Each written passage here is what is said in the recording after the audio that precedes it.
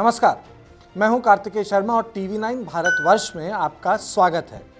सियासत की बात में हम आज चर्चा करेंगे कि क्यों पिनरई विजयन को अयप्पा याद आए। जी हां, पिनरई विजयन यानी केरला के मुख्यमंत्री, यानी बड़े वामपंथी नेता, यानी लेफ्ट, मतलब मार्क्सिज्म। और मार्क्सिज्म में भगवान की जगह नहीं होती। यानी मार्क्सिज्म में ये माना जाता है कि जो हमारा समाज है वो धर्म को एक ओपियम की तरह से ट्रीट करता है, यानी धर्म और नशे को एक माना गया है।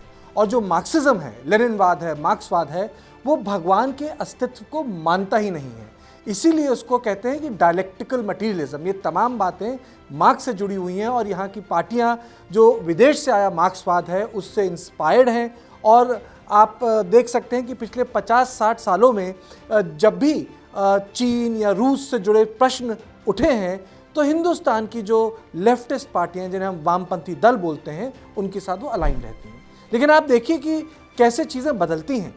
ये चुनाव टक्कर का मुकाबला दे रहा है पिनरई विजयन को, और पिनरई विजयन को भगवान याद आ गए चुनाव के आखिरी दिन। मतलब लेफ्ट पार्टी के मुख्यमंत्री कहते हैं कि उन्हें भगवान नहीं, भगवानों का सहारा मिल रहा है, उनका आशीर्वाद है, क्योंकि उन्होंने लोगों के लिए काम किया। लेकिन हमें उसे हल्के हाथ से नहीं लेना चाहिए। शायद लेफ्ट पार्टी अकेली पार्टी है केरला में जिसका अगर आप लीडरशिप स्ट्रक्चर देखें तो आप अचंभित रह जाएंगे। उनके लीडरशिप स्ट्रक्चर में सबसे ऊपर हिंदू हैं।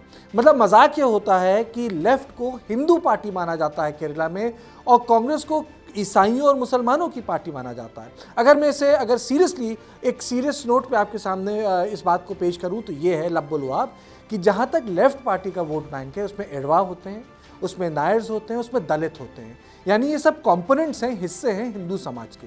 लेकिन जो बहुताय वोट आता है कांग्रेस पार्टी को, वो ईसाइयों का आता है, मुसलमानों का आता है। ईसाई 17% है और 30% मुसलमान हैं जो उत्तरी केरला में रहते हैं। इस वोट पे कांग्रेस की सरकार बनती, वो यूडीएफ की सरकार। पर ऐसा नहीं कि उसमें हिंदू वोट नहीं आता, उनको भी कुछ नायर वोट मिलते हैं, उनको भी कुछ दलित वोट मिलते हैं। लेकिन प्रिंसिपल जिसे कह सकते हैं लीडरशिप स्ट्रक्चर में बाकी धर्म के भी लोग होते हैं। यानी ऊमन चांडी 2 बार लगातार मुख्यमंत्री रहे। दिल्ली में 7 साल A.K. एंटनी डिफेंस मिनिस्टर रहे। तो इस बार माना जा रहा है कि कांग्रेस की तरफ से रमेश चन्नीथला की टर्न होगी। वो हिंदू कैंडिडेट हैं कांग्रेस की तरफ से और यूडीएफ की तरफ से, और वो चेंज ऑफ लीडरशिप होगा। लेकिन पूरी कांग्रेस 2 गुटों में बटी हुई है। लेकिन आप ध्यान से देखिए, अच्युतानंदन के बाद आया पिनरई विजयन।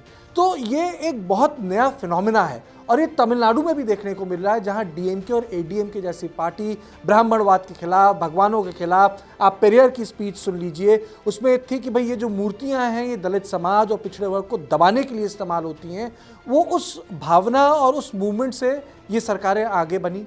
ये इन सरकारों का एक समाज में अस्तित्व बन गया डीएमके एडीएमके का। लेकिन अब आप देखिए, इतने सालों बाद, 60 की पॉलिटिक्स के बाद, क्योंकि 69 के बाद तो तमिलनाडु में कांग्रेस की सरकार नहीं बन पाई, अब धर्म से जुड़ी चीज़ों को लेके कोई समस्या नहीं है तमिलनाडु में, चाहे डीएमके हो चाहे एडीएमके हो।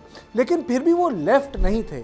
वहाँ इस तरह की परंपरा थी कि भाई जातियों में जो संघर्ष था उसके खिलाफ एक विचारधारा के रूप में, जिसे कहते हैं एक तमिल आइडेंटिटी, या आप कह सकते हैं तमिलियन फ्लेवर वाली पॉलिटिक्स में, उसमें एक ये बड़ी धारा थी कि भाई मूर्तियों का इस्तेमाल पिछड़ी जातियों को दबाने के लिए किया गया था। लेकिन लेफ्ट वैचारिक रूप से भगवान को नहीं स्वीकारती थी।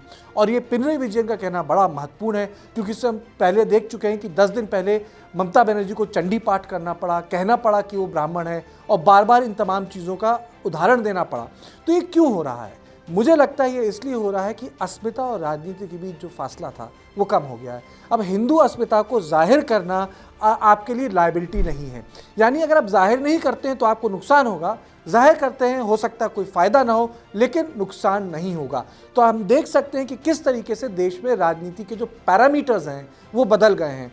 जिसे हम कहते हैं सेक्युलरिज्म, उसकी परिभाषा है वो बदल गई है। आप कह सकते हैं कि जो सेक्युलरिज्म जो फ्रांस का एक इम्पोर्ट था, एक विचारधारा थी, उसका इंडियनाइजेशन हो गया है, उसका भारतीयकरण हो गया है। लेकिन मोटा मोटी बात यह है कि जो सबरीमला में हुआ था, लगभग 3 साल बाद सुप्रीम कोर्ट का ऑर्डर इम्प्लीमेंट हुआ था।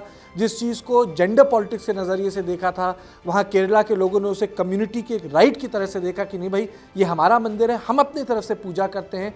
विवाद बहुत हुआ, कोर्ट्स के ऑर्डर थे, फिर बाकायदा वो मामला पार्लियामेंट में गया और अब आप देख सकते हैं किस तरीके से उसको लेकर एक तरीका समाज में रिकन्सिलिएशन तो नहीं कहेंगे, लेकिन समाज में ये है कि वायलेंस नहीं हो रही है। तो उसी के संदर्भ में पिनरई विजयन का चुनाव के आखिरी दिन भगवान को याद करना ये साफ दर्शाता है कि भारतीय राजनीति का जो परिप्रेक्ष्य है वो पूरी तरह से बदल चुका है। तो सियासत की बात में बस इतना ही। देश और दुनिया की बाकी खबरों के लिए आप देखते रहिए TV9 भारतवर्ष।